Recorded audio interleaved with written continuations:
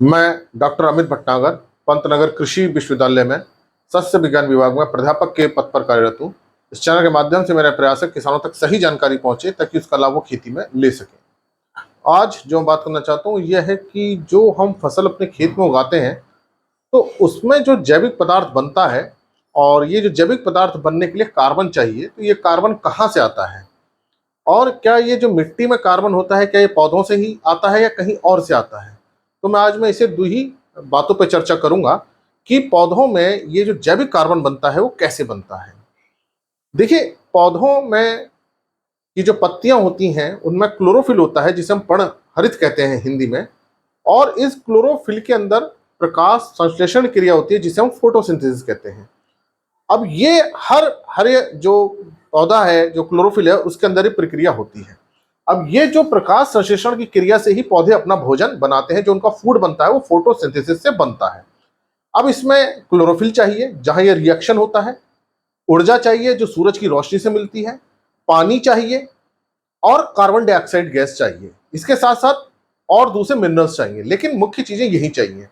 तो जो क्लोरोफिल होता है उसके अंदर रिएक्शन होता है, उसमें कार्बन डाइऑक्साइड गैस पानी के साथ रिएक्शन करती है। H2O कहते हैं पानी, ये केमिकल फार्मूला है। तो ये कार्बन डाइऑक्साइड गैस है, CO2 जिसे हम कहते हैं, कार्बन डाइऑक्साइड गैस और पानी, ये दोनों रिएक्शन करते हैं किसके अंदर?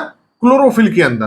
क्लोरोफिल में ये रिएक्शन होता है जिसे हम पर्णहरित कहते हैं, और सूरज की रोशनी चाहिए, लाइट चाहिए, सनलाइट चाहिए, ये सनलाइट है। तब इसके अंदर क्लोरोफिल के अंदर रिएक्शन होता है जिससे वो अपना भोजन बनाता है। तो इसमें जो बनता है, पहले ग्लूकोज बनता है, तो ग्लूकोज का मॉलिक्यूल बनता है और प्लस ऑक्सीजन गैस निकलती है। तो ये काम कहां हो रहा है? ये काम पत्तियों में जहां क्लोरोफिल है उसके अंदर ये होता है। ये वातावरण से पौधे कार्बन डाइऑक्साइड गैस लेते हैं। पत्तियों के अंदर बहुत छोटे छोटे छिद्र होते हैं जिसे हम स्टोमेटा कहते हैं। उन छिद्रों के माध्यम से हवा अंदर जाती है। अब हवा में तो सभी गैसें हैं, उसमें कार्बन डाइऑक्साइड गैस भी है। तो वो कार्बन डाइऑक्साइड गैस क्लोरोफिल के अंदर पानी के साथ रिएक्शन करती है, और ये रिएक्शन करने की जो ताकत कौन देते हैं? सनलाइट देता है, सूर्य का प्रकाश देता है। बहुत सारा लंबा प्रोसेस होता है ये, जिसे हम प्रकाश संश्लेषण करते हैं, फोटोसिंथेसिस कहते हैं। ये एक बहुत लंबा प्रोसेस है। ये मैंने बहुत छोटे उसमें आपको बता दिया है रिएक्शन में। अब इस फोटोसिंथेसिस में बहुत सारे मिनरल्स भी चाहिए, लेकिन मुख्यतः ये चाहिए, और इससे पहले ग्लूकोज बनता है। तो ये जो है यहाँ कार्बन आ जाता है। ग्लूकोज का जो फार्मूला होता है वो C6H12O6, ये फार्मूला इसका होता है। तो पहले जो कार्बन डाइऑक्साइड वाला कार्बन था ग्लूकोज में आ गया। अब इस ग्लूकोज से बहुत सारे कार्बन के कंपाउंड बनते हैं, फ्रक्टोज बनता है, सुक्रोज बनता है, बहुत सारे जो कार्बनिक पदार्थ हैं, जो ऑर्गेनिक कंपाउंड्स हैं, वो यहां से बनने शुरू होते हैं।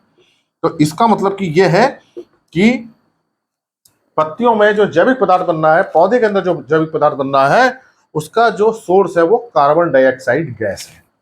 तो जो भी पौधे के अंदर कार्बन आया है वो कार्बन डाइऑक्साइड गैस से आया है। अब इससे बहुत सारे ऑर्गेनिक कंपाउंड्स बनते हैं, बहुत रिएक्शंस होते हैं। तो अब ये पत्तियों में, डंठल में, बीज में, फल में, जड़ में यही ऑर्गेनिक कंपाउंड्स रहते हैं। अब इसमें एक चीज और ध्यान देखिए, जो फोटोसिंथेसिस का जो रिएक्शन हो रहा है, जहां कार्बन डाइऑक्साइड गैस पानी के साथ रिएक्शन कर रही है और ये ऑर्गेनिक कंपाउंड बन रहे हैं, वहां देखिए ऑक्सीजन गैस भी निकल रही है। तो पत्तियों से ये ऑक्सीजन गैस वायुमंडल में चली जाती है। तो इसका मतलब जब प्रकाश संश्लेषण क्रिया होती है तो पौधे अपना भोजन बनाते हैं जिसमें कार्बन डाइऑक्साइड का प्रयोग होता है और ऑक्सीजन गैस बाहर निकलती है। तो इस तरह से पौधे हमको बहुत बड़ी सहायता करते हैं, क्योंकि जो पौधों के अंदर भोजन बनता है उसी भोजन को हम खाते हैं। एक तो भोजन मिलता है, दूसरा ऑक्सीजन गैस मिलती है जो हम अपने सांस लेने में प्रयोग करते हैं। तो ये फसलें इस तरह से बहुत फायदा हमें पहुंचाती हैं। तो ये मैंने आपको अभी शॉर्ट में बताया कि ये पौधे के अंदर जितने ऑर्गेनिक कंपाउंड बन रहे हैं उसका जो सोर्स है वो कार्बन डाइऑक्साइड गैस है। अब पौधा जो जमीन में हो रहा है, मान लीजिए कि पौधा यहाँ पे है, ये जड़ें हैं, ये पत्तियां हैं। तो ये देखिए जो रिएक्शन हो रहा है वो पत्तियों के अंदर हो रहा है, जहाँ CO2 प्लस पानी रिएक्शन कर रहा है। अब इसके अंदर क्लोरोफिल है, देखिए वही होगा जहाँ क्लोरोफिल होगा, और सूरज की रोशनी चाहिए। रात में सूरज नहीं होता है तो ये फोटोसिंथेसिस की प्रक्रिया नहीं होती, सनलाइट चाहिए, पानी चाहिए, और फिर बहुत सारे मिनरल्स भी चाहिए, अलग अलग तरह के मिनरल्स। और ये मिनरल्स हम किसके माध्यम से देते हैं? खाद और उर्वरकों के माध्यम से देते हैं। तो अब ये पौधे के अंदर पत्तियों में ये रिएक्शन हो रहा है, इससे इसकी बढ़वार होती है, पत्तियां और पत्तियां निकलती हैं, टिलरिंग होती है, लंबाई बढ़ती है, ब्रांचेज आती हैं, फल फूल आते हैं। तो अब ये सारा कार्बन डाइऑक्साइड गैस कहाँ आ रहा है, इस पौधे के अंदर आ रहा है, और इस पौधे में जो ये शुगर जो बनती हैं और कंपाउंड बनते हैं वो कुछ जड़ों को दे दिए जाते हैं ताकि जड़ें भी अपनी वृद्धि करें। तो पौधा काफी कुछ ऑर्गेनिक कंपाउंड जड़ों को देता है, जड़ों की बढ़वार में। अब ये पौधा फसल हुई, अब पौधा की लाइफ साइकिल पूरी हो गई, पत्तियां झड़नी शुरू हुई तो पत्तियों के माध्यम से ये ऑर्गेनिक कंपाउंड यहाँ आ जाएगा। जड़ें सड़नी शुरू होती हैं, जड़ें डिकम्पोज होती हैं, उसके माध्यम से आ जाएगा। फिर हमने अगर दाने निकाल लिए हैं, अनाज निकाल लिया है, जो डंठल बचे हैं वो डंठल के माध्यम से आ जाएगा। तो इसका मतलब कि ये जो मिट्टी में जितना भी ऑर्गेनिक कार्बन आ रहा है उसका जो सोर्स है वो पौधे हैं। अगर वहां पौधे नहीं होंगे, वहां फसल नहीं होगी तो ऑर्गेनिक कार्बन नहीं आएगा। अगर हम पूरी फसल भी निकाल लें तो भी जड़ें ऑर्गेनिक कार्बन को देती हैं डिकम्पोज होकर। तो जो मिट्टी के अंदर जो ऑर्गेनिक कार्बन है जो वो पौधों के माध्यम से आता है। पौधे कार्बन डाइऑक्साइड गैस को लेकर के शुगर्स बनाती हैं, ऑर्गेनिक कंपाउंड्स बनाती हैं, वो फसल में आ जाता है, पौधे में आ जाता है, और पौधे के माध्यम से फिर मिट्टी के अंदर आ जाता है। तो ये एक सिस्टम बना रहता है। लेकिन जब हम बहुत सारे अपने पदार्थ को बाहर निकाल देते हैं, ये पौधे के अधिकांश भाग बाहर निकाल देते हैं, तो फिर ये ऑर्गेनिक कंपाउंड कम होने लगते हैं, ऑर्गेनिक मैटर कम होने लगता है। तो फिर हमें गोबर के माध्यम से, कंपोस्ट के माध्यम से, हरी खाद के माध्यम से फिर ये जैविक पदार्थ और ऑर्गेनिक कार्बन देने की आवश्यकता होती है।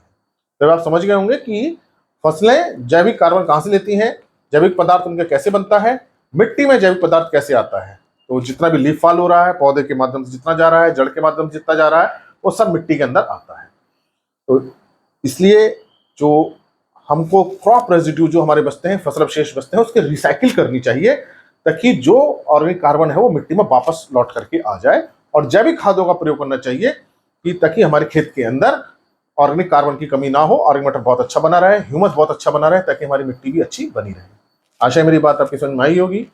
इसी तरह के लेक्चर्स को देखने के लिए आप कृषि किसान प्लेलिस्ट देखिए, और भी बहुत सारे प्लेलिस्ट हैं एग्रीकल्चर कोर्स से रिलेटेड, आप उनको भी देख सकते हैं। और अगर चैनल सब्सक्राइब नहीं किया है तो सब्सक्राइब कीजिए। धन्यवाद।